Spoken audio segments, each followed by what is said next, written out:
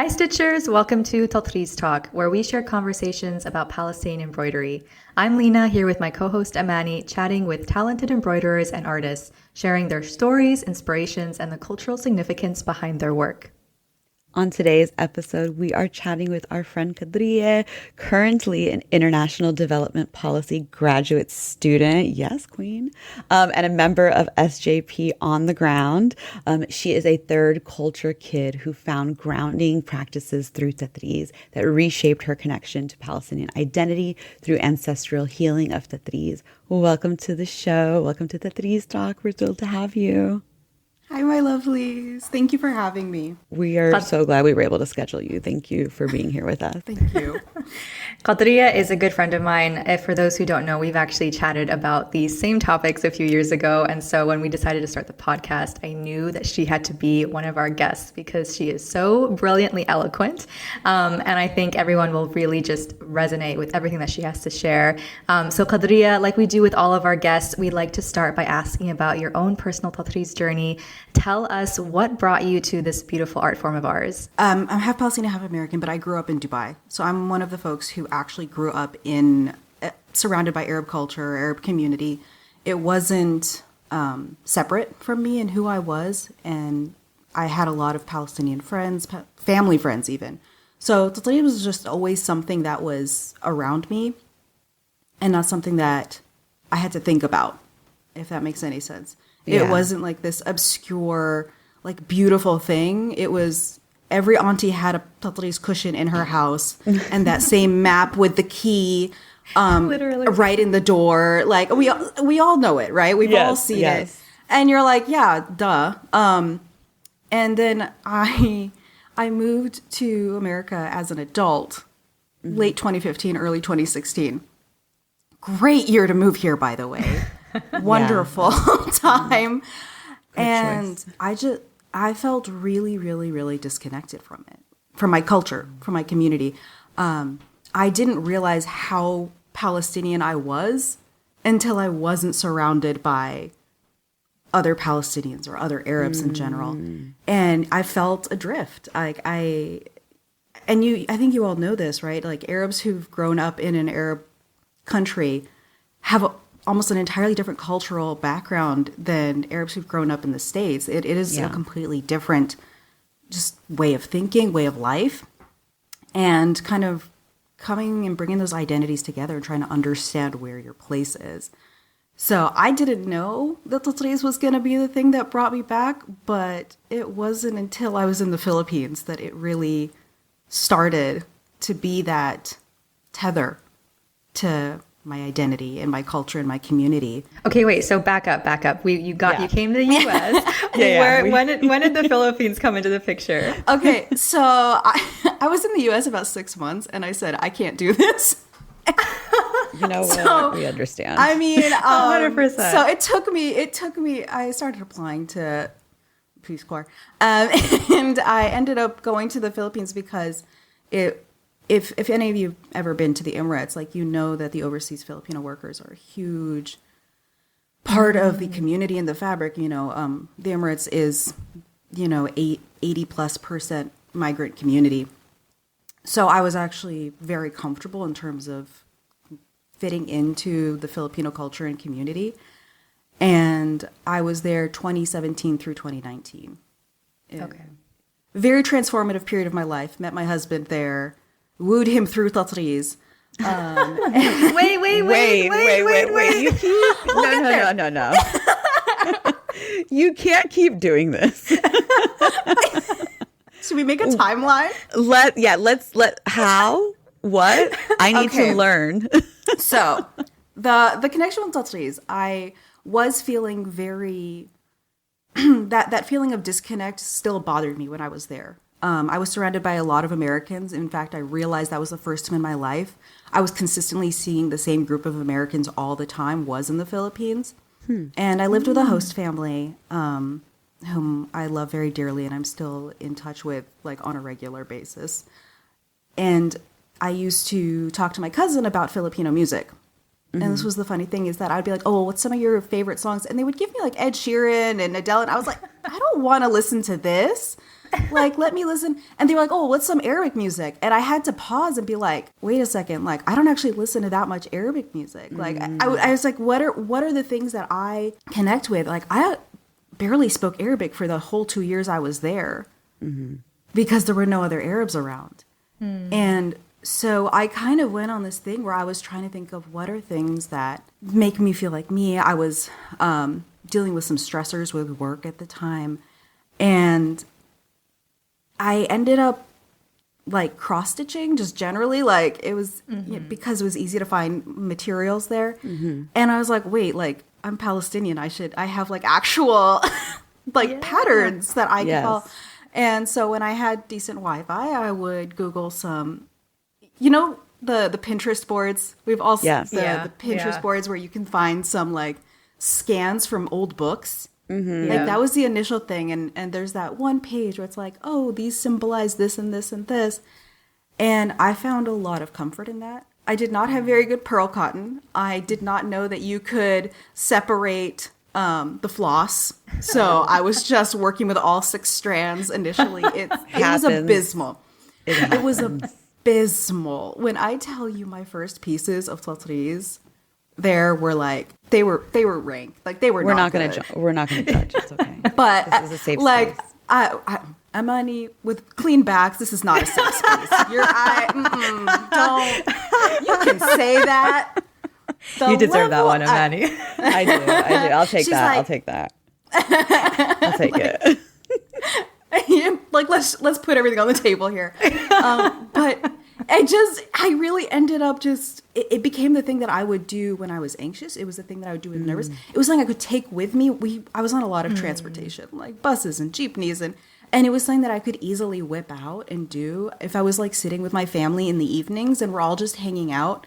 My little cousin, he would actually come and sit in my lap and he would pull the needle out for me and then I would take it and put it back in and he would pull it out for me.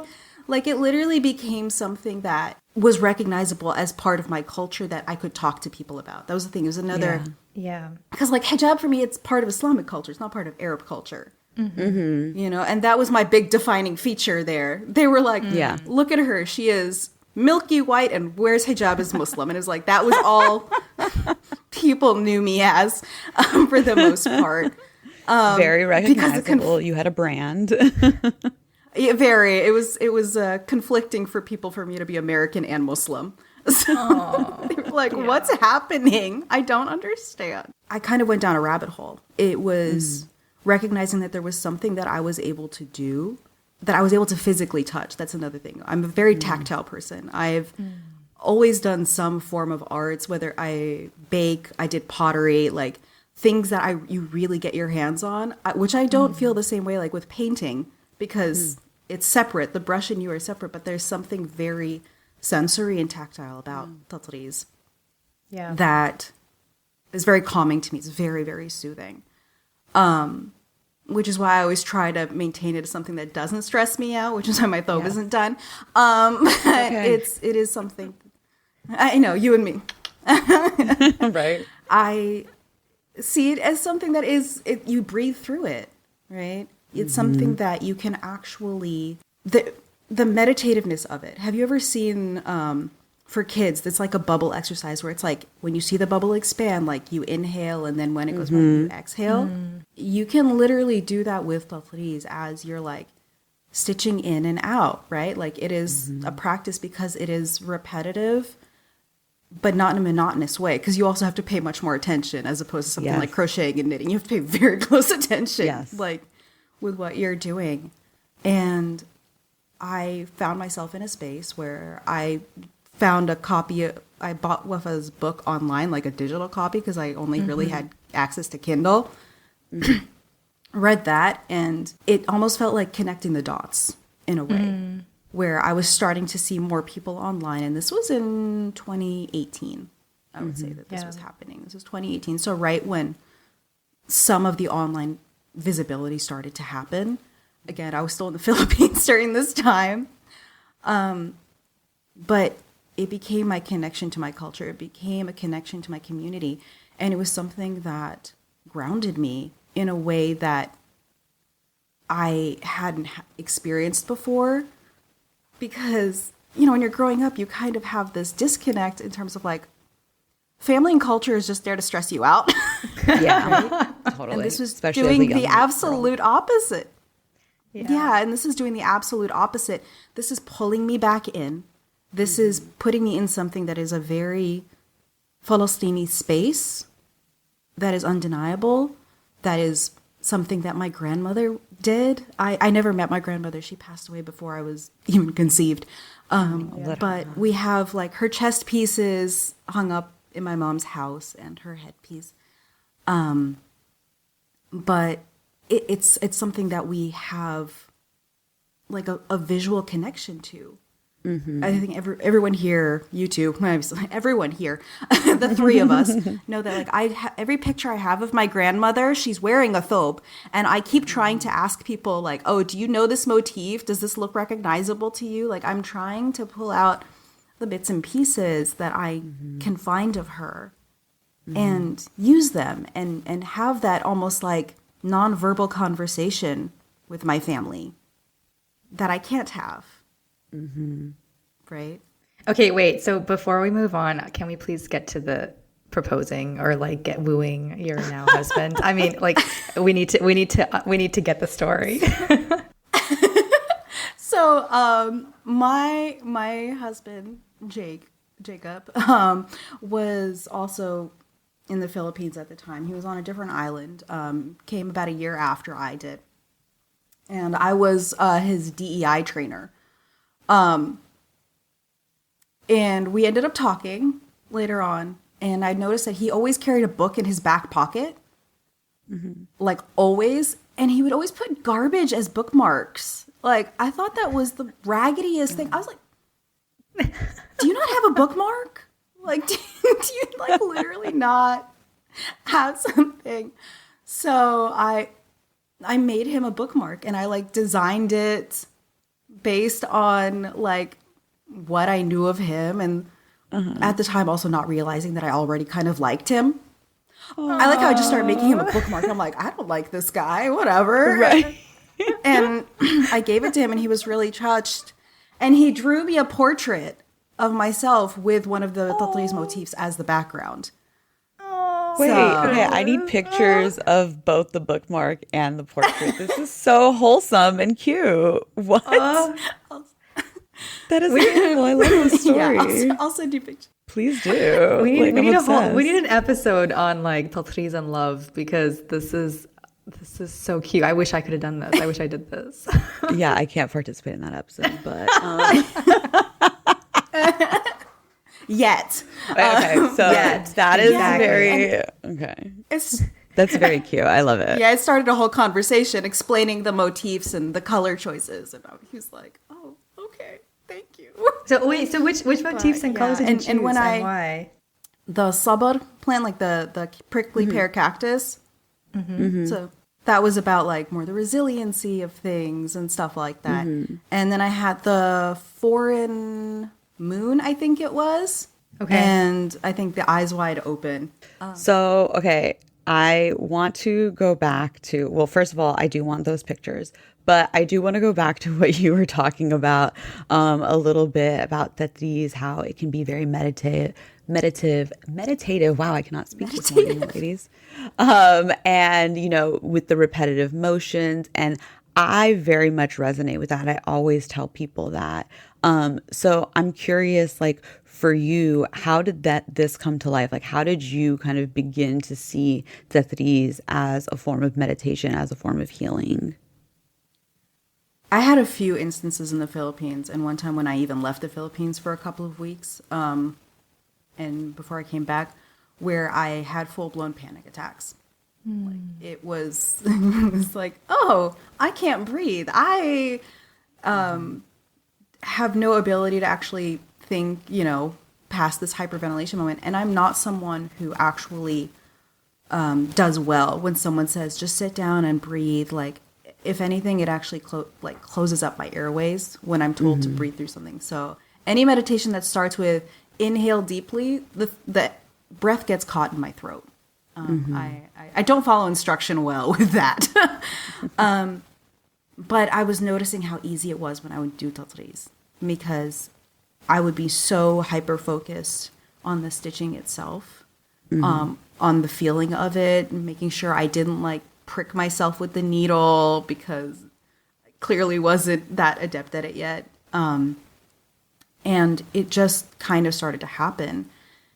And I saw this, and Lena, I think we talked about this during our interview a while back, where it's sort of, women have to find ways of dealing with societal irritants. And so if they were doing this a lot, then there has to have been, there's a reason for that. There's a reason why this is something that has continued from generation to generation, right? There's a lot of like old practices that we tend to have dropped by the wayside as, society moves forward and we have too much to do and all the usual stuff.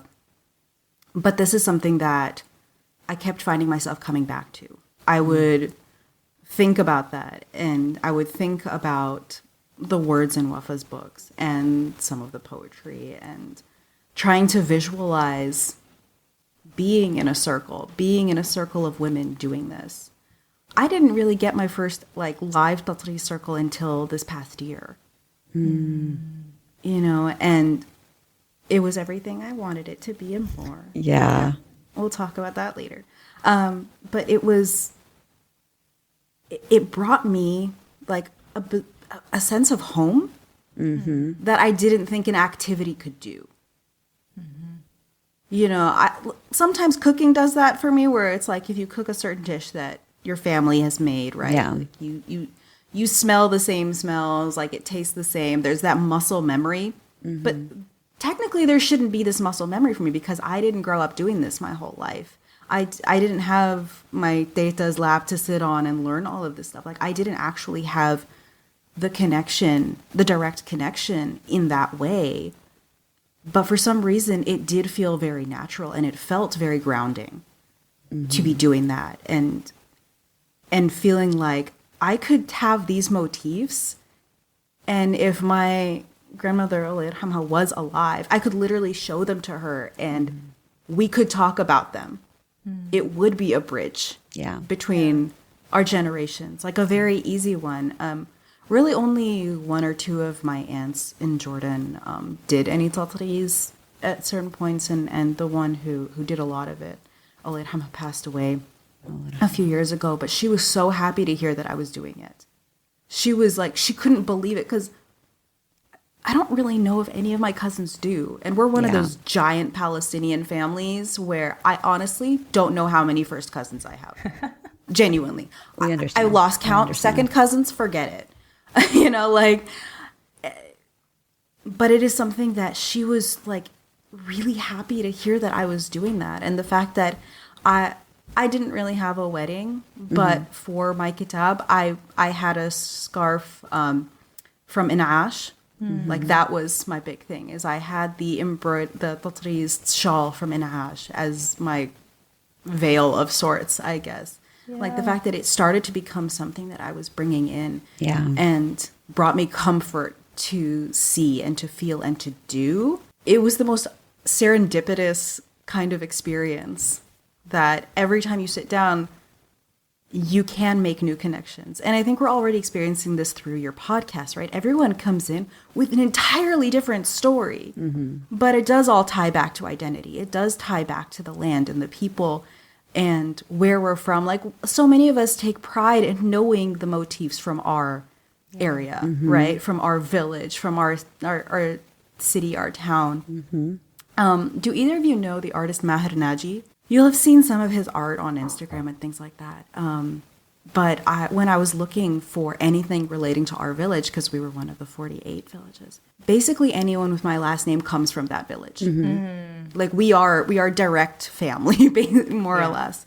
And I found the name of this village on an Instagram post, and I was like, it was a beautiful painting of a woman in a thobe, and it was described as a woman wearing a thobe from my village of Sawafira Shamalia.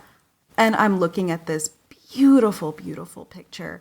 And the artist has my last name. And I'm just like, wait, what? And I reached out to him. And of course we are related. But from further back, like we literally have our family tree and you can identify exactly where he branched off and where I branched off.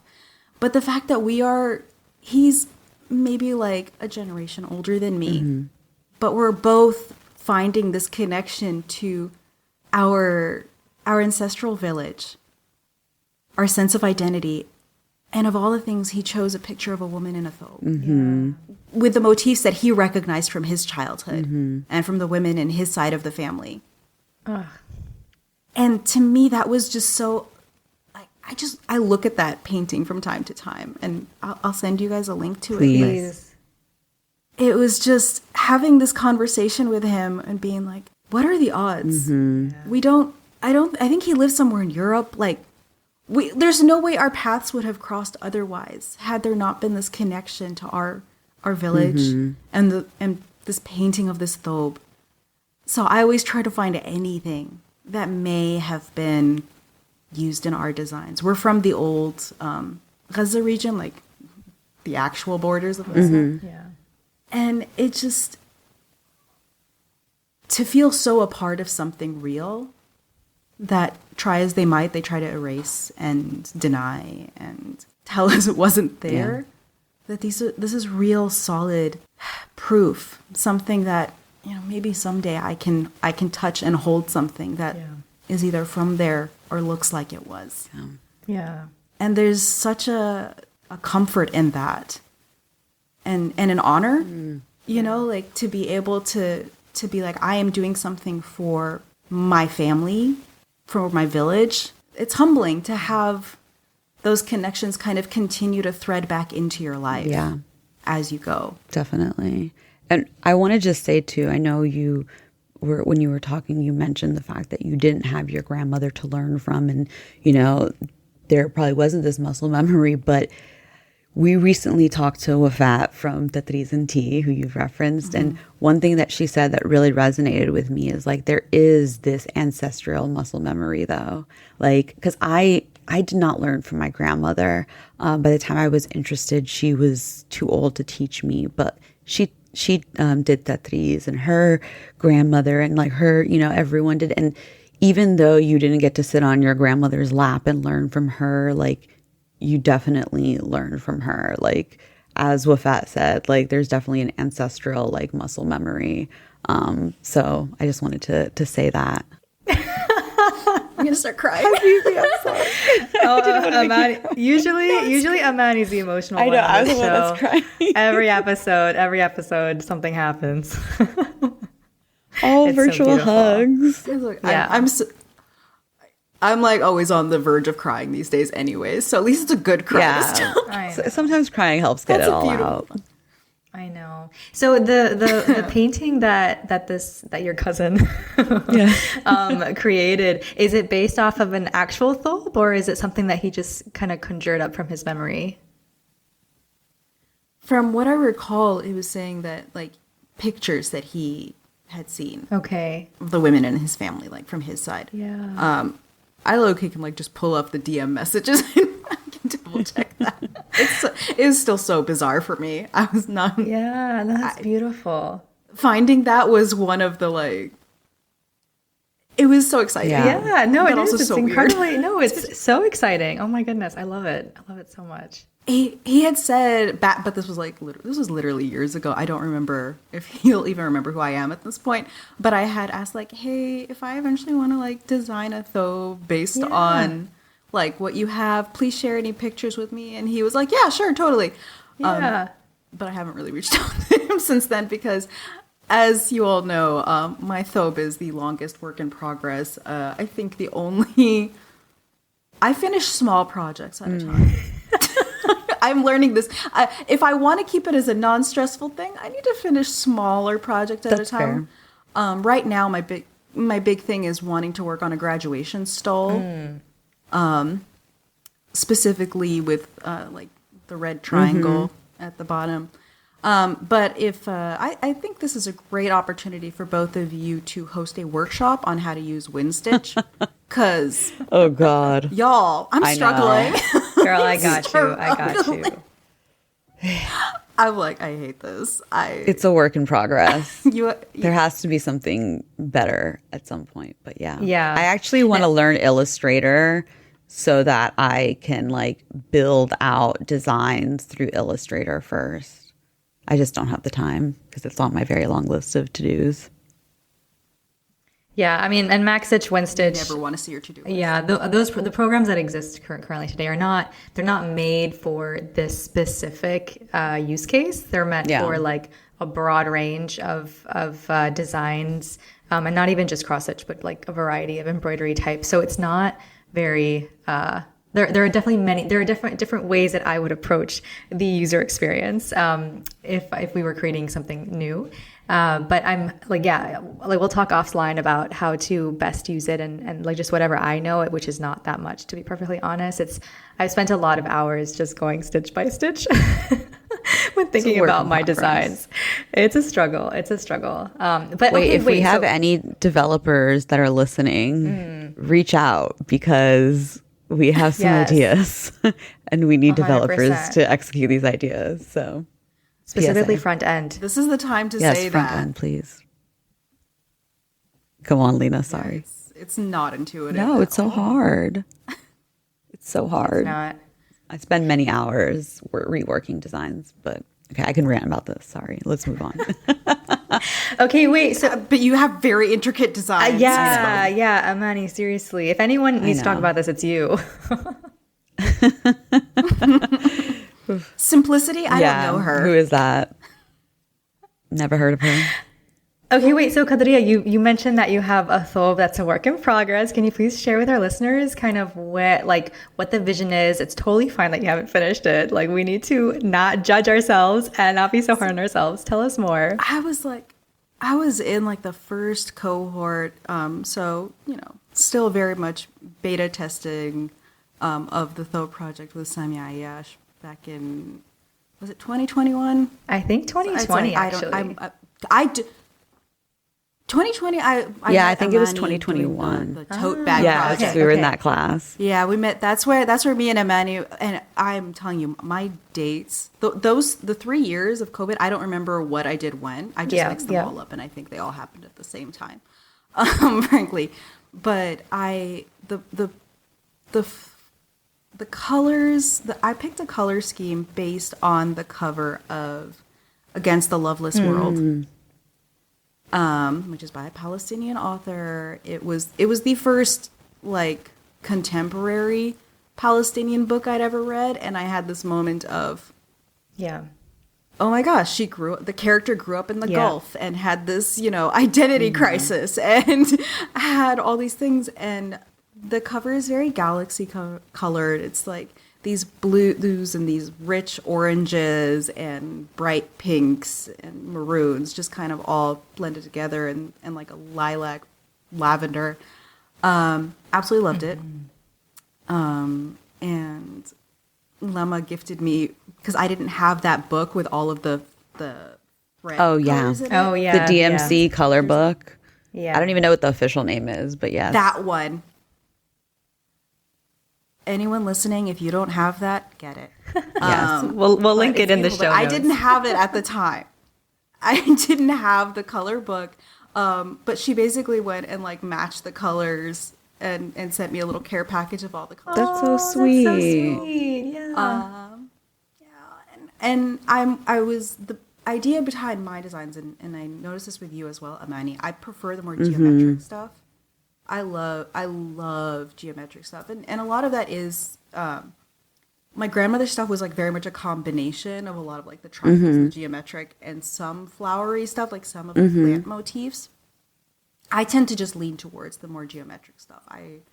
It really resonates with me. If you talk about calming, I don't find most of the plant motifs calming. There is too much curly Q movement stuff. Like, Lena, I don't know how you did your lilies on your thobe. I would have lost my mind. I kept it limited. But like, But the geometric things I find very Agreed. relaxing because it's very structured. You once you get into the groove of it, you know that motif like the back of your hand.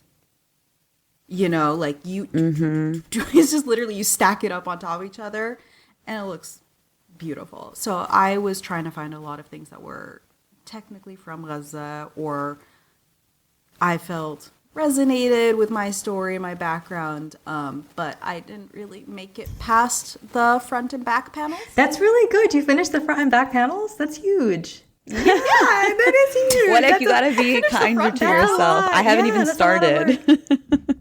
I was like, well, and then it was like, do I do the back? Like, do I do that at the bottom? Do I not? I may or may not have stabbed my fabric a few times, trying to remove the waist canvas from the front panel. I chose a really beautiful, like, dark navy blue fabric, which I love because then the colors, the orange is like the predominant color on of my thread. It's a lot of orange and maroons and pinks and lilac or lavender. And I love the color scheme. Like, I am very happy to say that I'm still very pleased with my color scheme. I was worried that after a while I get really sick of it. And I specifically got some woven fabric from the Philippines that matches the orange to do the side. Oh, so good. Have not cut it yet because I'm too scared. I know. Way too scared. But I wanted to kind of incorporate the Philippines into that as well because it was such a huge part of when I really did rediscover that part of myself. And textiles are a huge part of cultural identity there as well. The island that my husband was living on at the time, it had one of the oldest weaving factories. It's literally 3 people in a room who with these giant looms, and they have been doing it for generations. Oh, amazing. Beautiful. Did you ever take a weaving class from them? Oh no, I literally just went to go visit them because no one like goes and sees them anymore. One of your episodes, is it the Yes, Bedouin? yes. Maybe the Bedouin Collective had been talking about how like women aren't wanting their daughters to With Sada from Dira. Okay, was talking about like not wanting to like waste their time on doing this as something that you could make money on. And it was a similar thing there with the weaving where they were like, young people don't want to do this anymore. It's too time intensive and it technically doesn't make any money, even though this small factory had literally been around since before the Spanish occupation. Wow. It was 300 years. Oh my gosh. Wow. Like it had been a generational thing that they continued. And they said like, we're not getting young people to come anymore. Like literally we're one of the few places where we are losing staff because they are dying. Oh my gosh. I feel like that's like a global issue, right? Where like the arts are no longer valued the way they were and handcrafted work is no longer valued the way it used to be. Which is a funny thing because depressing, frankly. Which we are trying to bring that in as an indigenous movement, as a thing to reconnect with our community. And even there, the cultures, it's a very, very beautifully diverse country. And they have more indigenous communities in certain parts of the country, on certain islands. And the ones where they are much more connected to that and to their indigenous practices, people are still practicing their community's version of weaving or textiles. It's really just in the places that have become more, I'm not going to say westernized, but are less connected more to urbanized sense of identity. That more urbanized, certainly, that they're losing that connection, even though this place in particular had a scholarship program where basically if you came and you did this, they would pay for room and board and food, and like all you have to do is learn how to do this and commit to doing it for 3 to 5 years. Oh, wow. And even with that, they weren't getting people to come in. So I think there's a huge responsibility on us to continue this in that way with joy. And also keep it as something that is relaxing and not stressful. We're not stressful. No, we're not.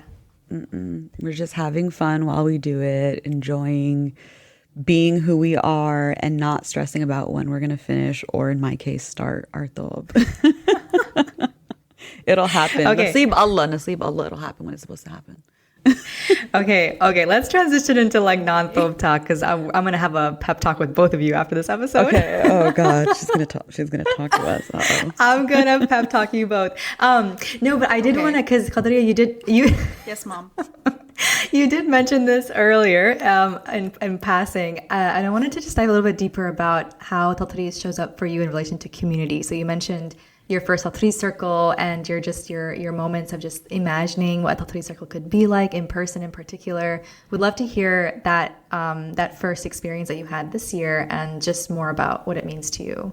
Yeah, of course. So in terms of community, I think if you are someone who's grown up around a lot of Palestinian aunties, they will comment on a lot of things about you and not necessarily all positive. Wow. Mm-hmm. Right? I mean, I think that's most communities, yeah, right? Trigger. But with trigger warning, childhood trauma. But with Tatreez, it's something to talk about, and while people may criticize the back of your work, your method, how long you cut your thread, it doesn't hit as personal, first of all. But it's also just a fun way of connecting with the community. It's something that is bringing us all together for our different reasons. And I know I've already said this, but we're seeing it in this podcast, is everyone's coming at it from a different angle. And hearing how everyone else is experiencing it and why they're doing it. So I'm in the North Carolina area in the Triangle. So you all know Samia out here. Right? We know Samia. I'd known her online for many years. And we locked eyes at an event when I got here. Not a Tatreez event, mind you. It was a sambusa making. So random. Event. I love this. And I was like, oh my gosh, it's Samia. and she told me, like, we're going to be having like these Tatreez groups. I like, would you like to come? And I was like, absolutely. And we had one at a Palestinian bakery that we have here, which I did not have in New Mexico. So that was lovely. And I actually brought the president of the SJP with me, who is a very lovely undergrad and who's doing a lot to keep, on-campus activism going. And I think it was very healing for both of us to be in this group with all these women, everyone working on their different projects. And even if we don't get as much done, you leave with your heart so full. Yes. Very true. So if anyone hasn't been to an in-person Tatreez circle, I really, really, really recommend it. I definitely had no Tatreez circle or access to people in that capacity in New Mexico, for sure. Everything I did was virtual, and you both were part of several like virtual circles that I did. So this was the first time that I actually managed to do something in person and be around other people and share everyone's different projects in a place where we could all very loudly be very Arab as well, which is really nice, which is part of why we chose Samia chose the Palestinian bakery that we have in the Triangle area, was we literally just sit and we take up so much space.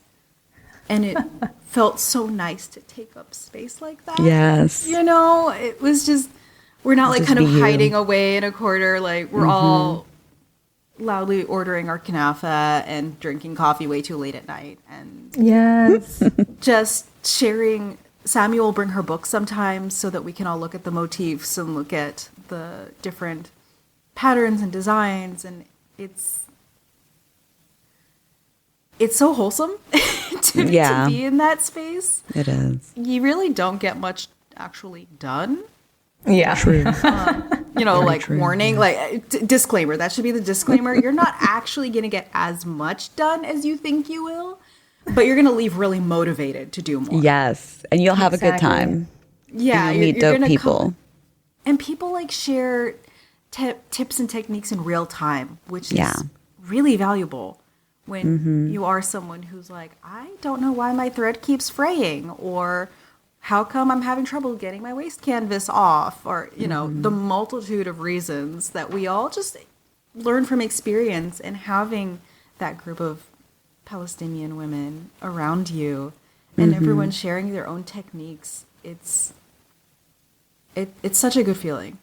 I don't know about you all like at work with things, but I've certainly been in workplaces and school spaces where people are like scared to share resources. They're scared to like give advice that may help you do better in something.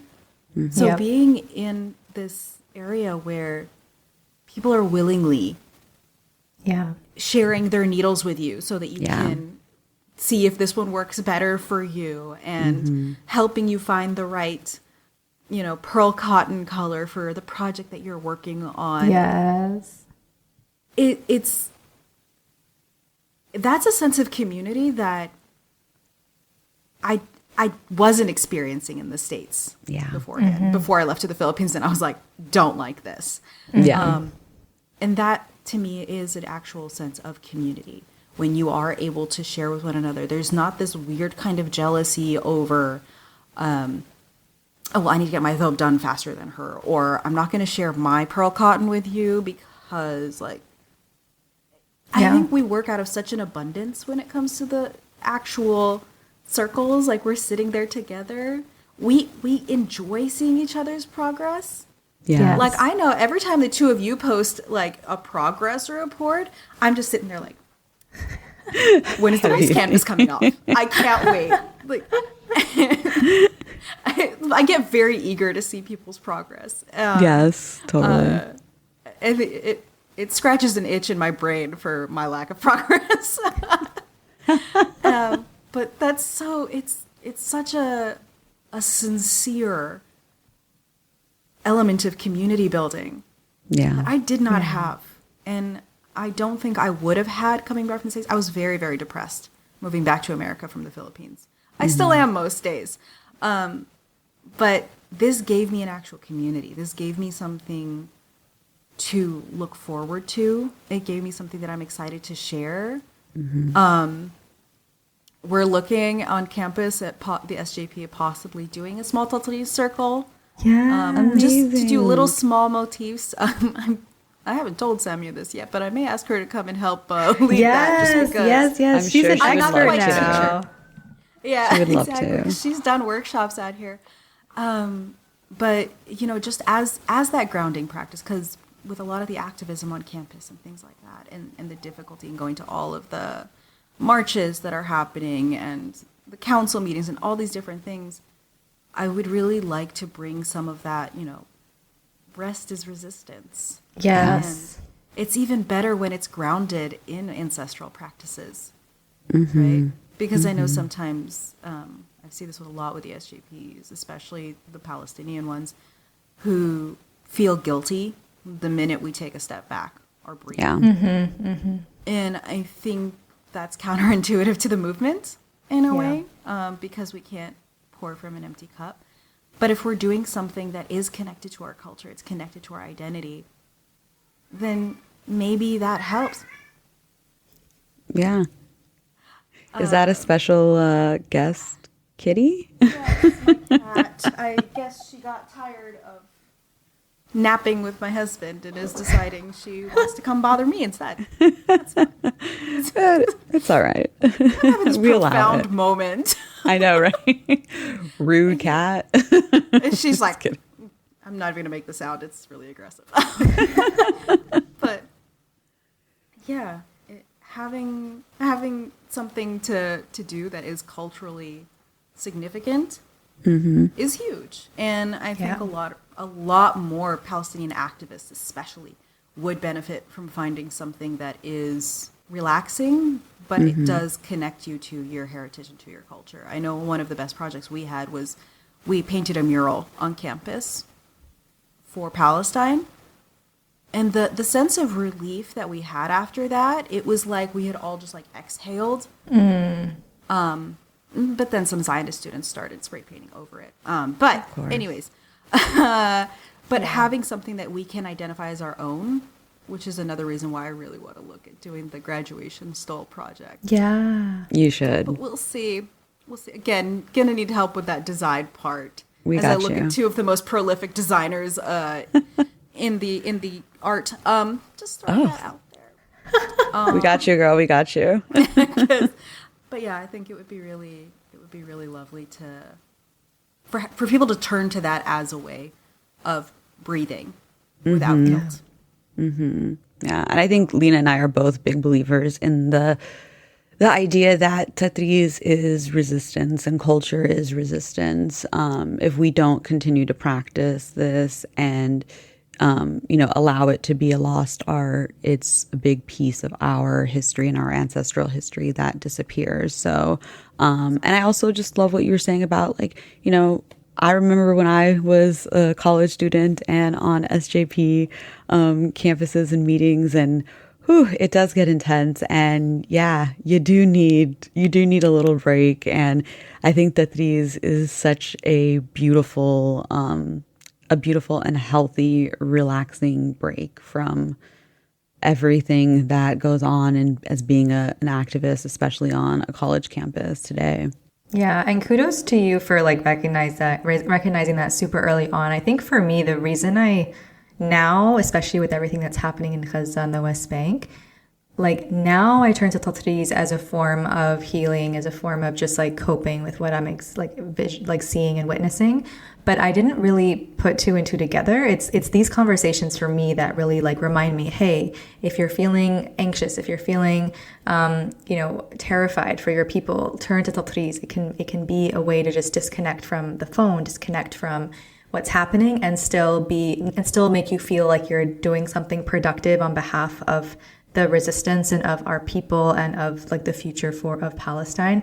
And I think like that's like I'm so happy that you're sharing that with our listeners today, because it was something that I needed to hear like a few months ago, and I hope it can also help someone else as well, like recognize, hey, maybe here's an instance where I should turn into Tatreez. Let me think about it and put it into practice.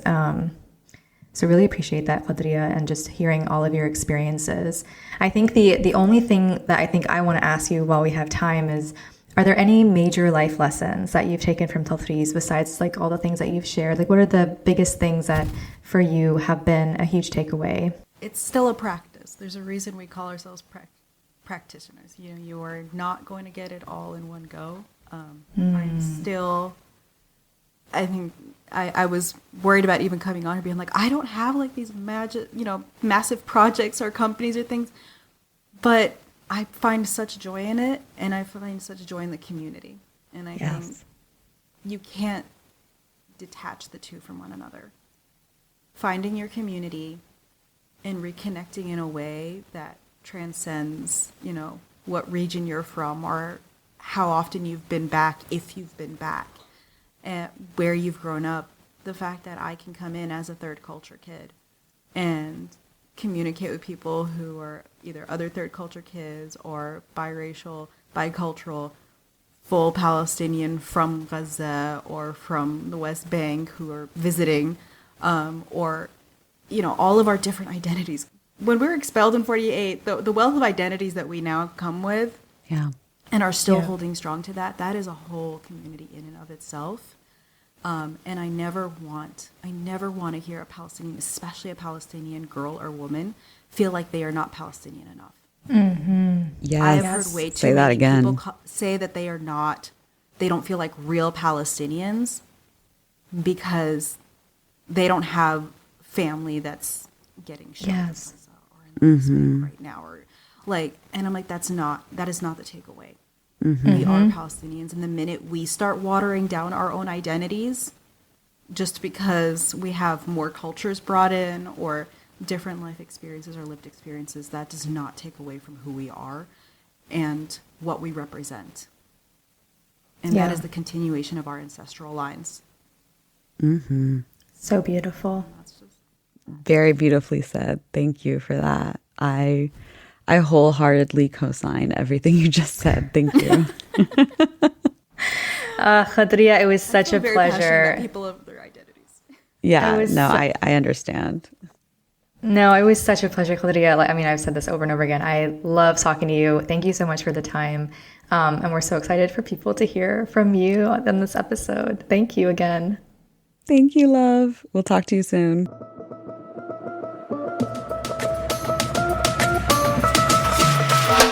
Ugh, I love talking to Qadria. She's so sweet, and her love story is so cute, Amani. It's so cute. I know. I need to start stitching a bookmark, and then I need to find a man to give it to.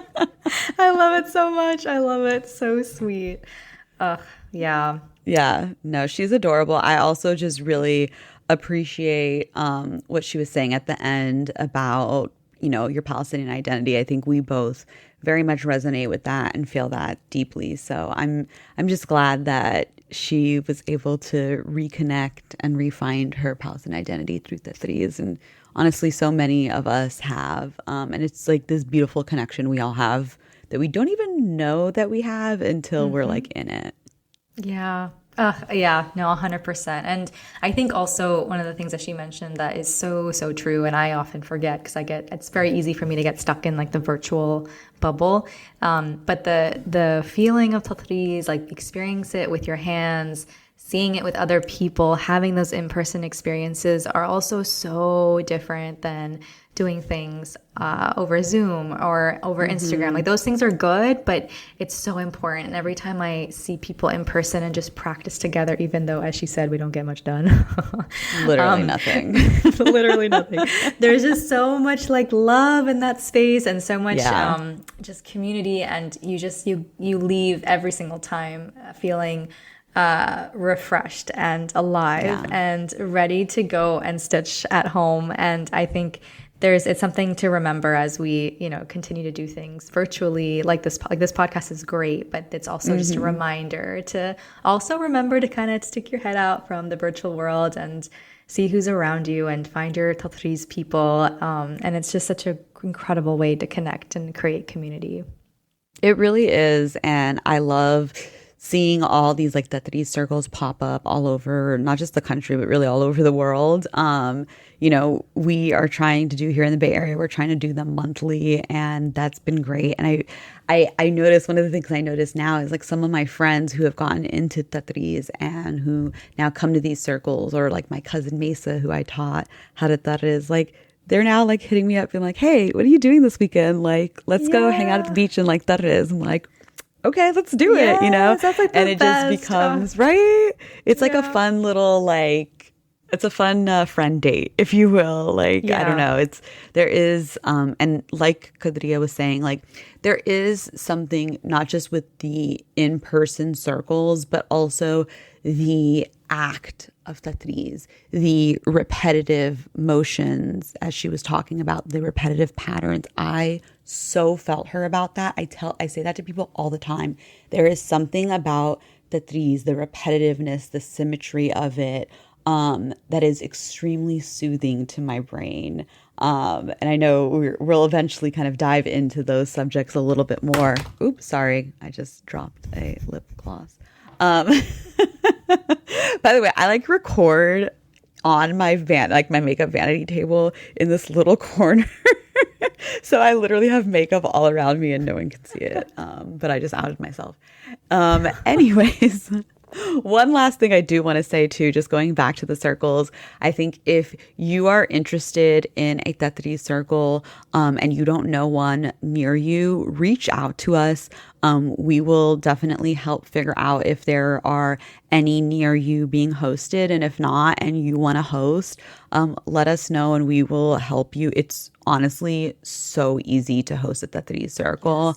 And, as even Qadria was saying, like the community is super supportive and uplifting. So we are all here to help and support and just create more Tatreez spaces, especially in the diaspora.